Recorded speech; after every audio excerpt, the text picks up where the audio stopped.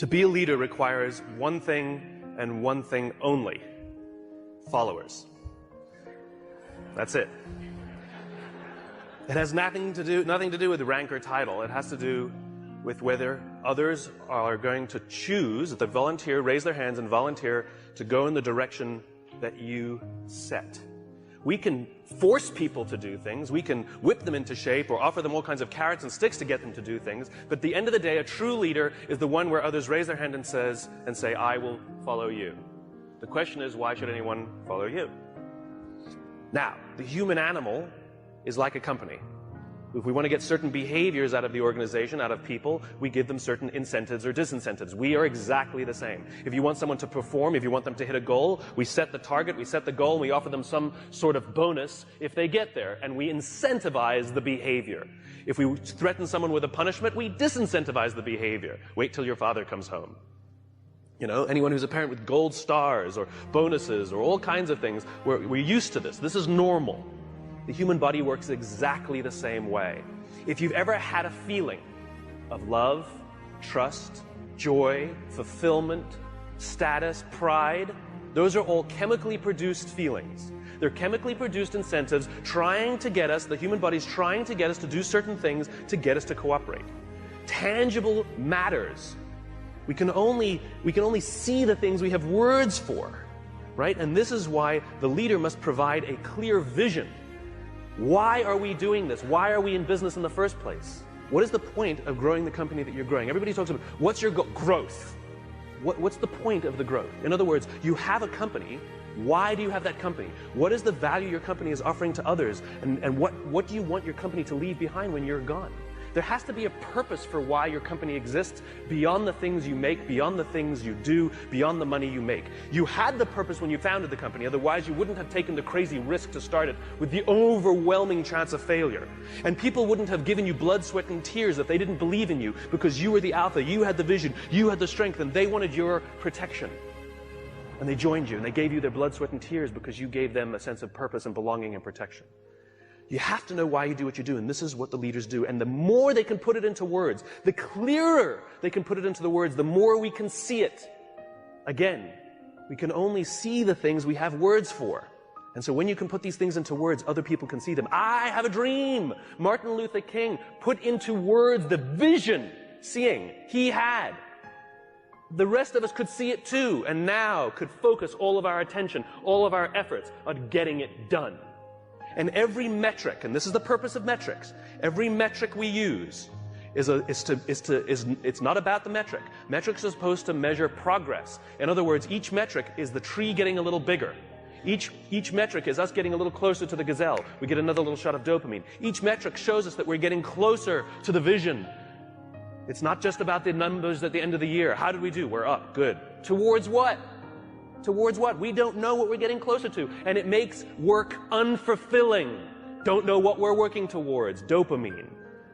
We don't care if we let down the goal. Like if we have a goal that we have to achieve for work and we miss the goal, do we feel bad that we let the numbers down? No. We feel bad that we let somebody we love down. We feel bad that we let down our boss, we let down our parents, we let down our coach, we let down our drill instructor. We feel bad when we let down a human being. Accountability is never to a number. Accountability is to a person.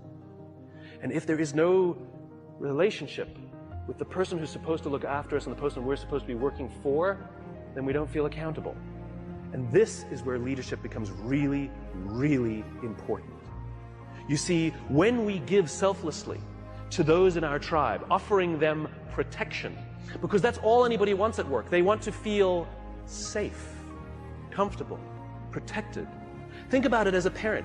You know, back in those days, there were no countries, there were no corporations, there were no companies. They didn't exist. There's only one thing that pre-existed all of those things. The family. That's all we had. Each other.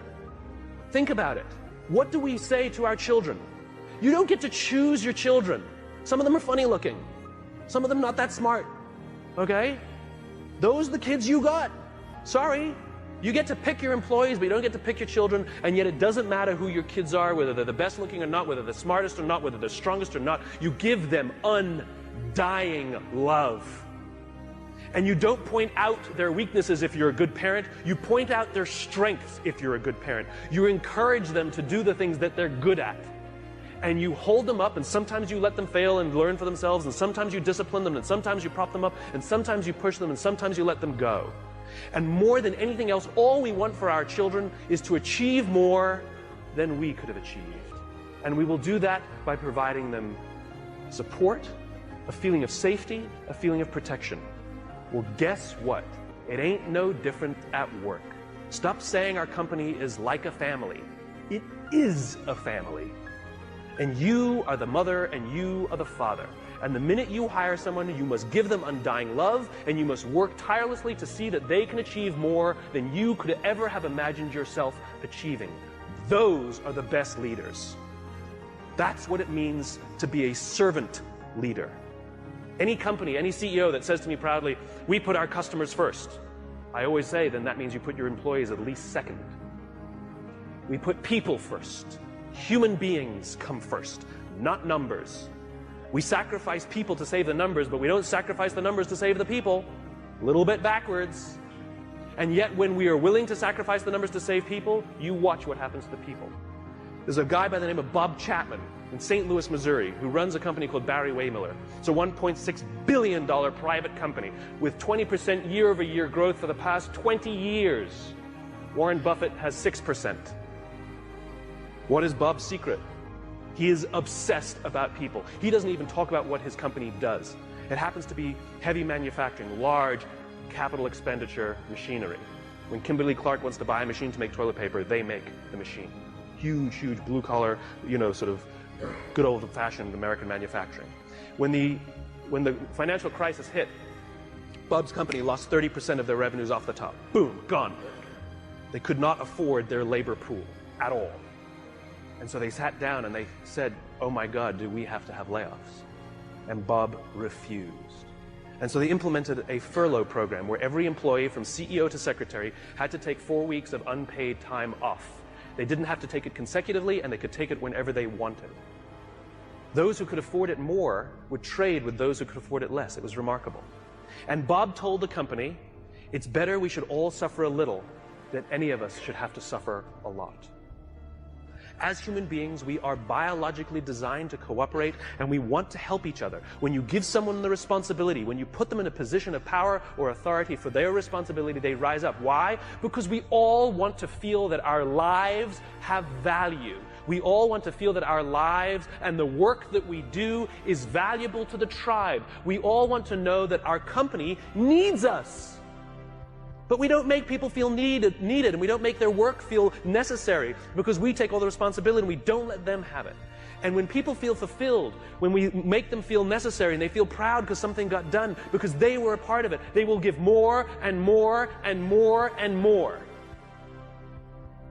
People in the Marine Corps are willing to give their lives for people they barely know because they've learned to trust each other. When you show up at Paris Island or in San Diego for the first day of boot camp and you're standing there in the yellow footprints, the drill instructor will yell in your face this far away from you, and the first words they hear, the words I, me, my, are no longer in your vocabulary. They will be replaced with we, together, and us. They are taught that success does not come by yourself. It only comes in a group. There's an old African proverb, to go fast, go alone. To go far, go together.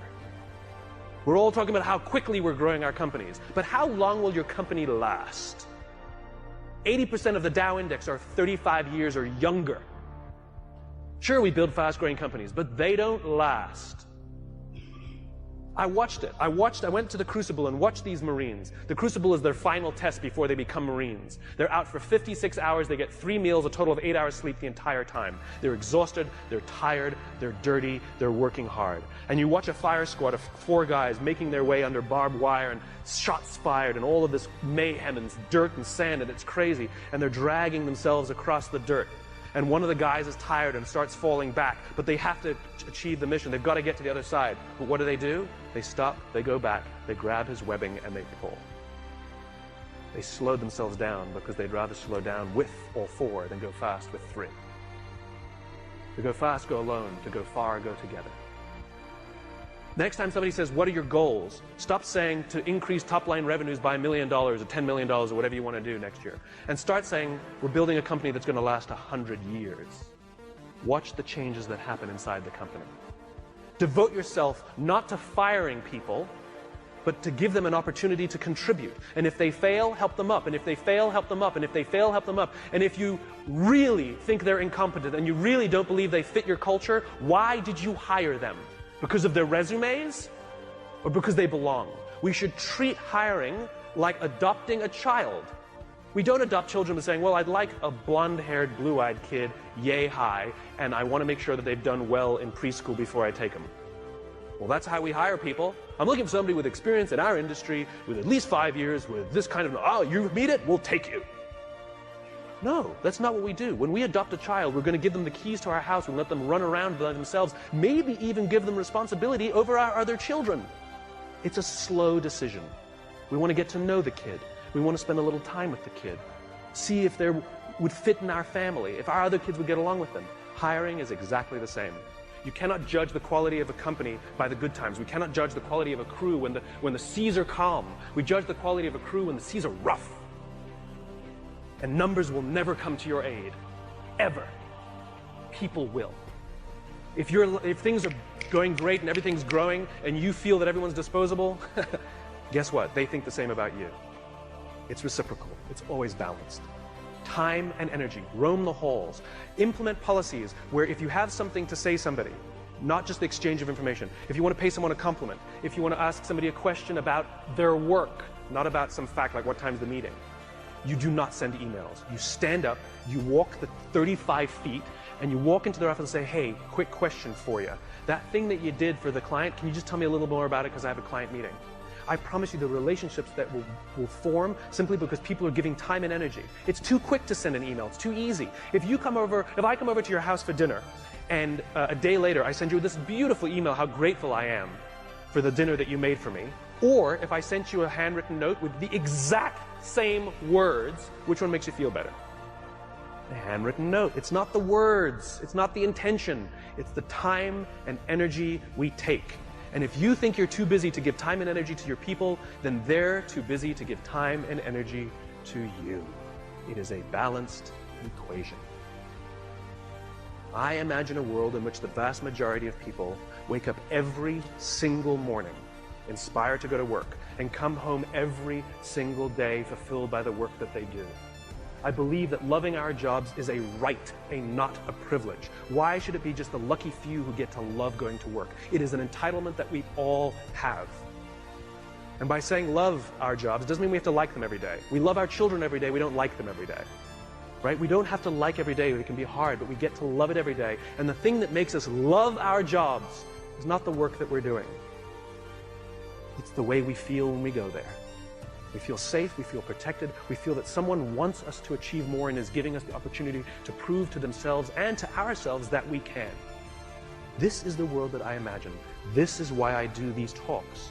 Because I'm just a cog in the wheel, a cog in the machine. I'm just a small piece of the jigsaw puzzle. I come to speak to the nice people like yourselves, because you're the ones who are running companies. You're the ones who are in control of the cultures that you're building. You're the ones who determine who you hire and who you don't. Are you hiring based on skills? You're hiring based on culture. I come and share these ideas with you with the hope that some of you will try some of these things, and over the course of time, you will watch your own cultures improve and the people love coming to work. Oh, and by the way, it's good for innovation, it's good for progress, and it's good for profit. Aside. So I thank you very much.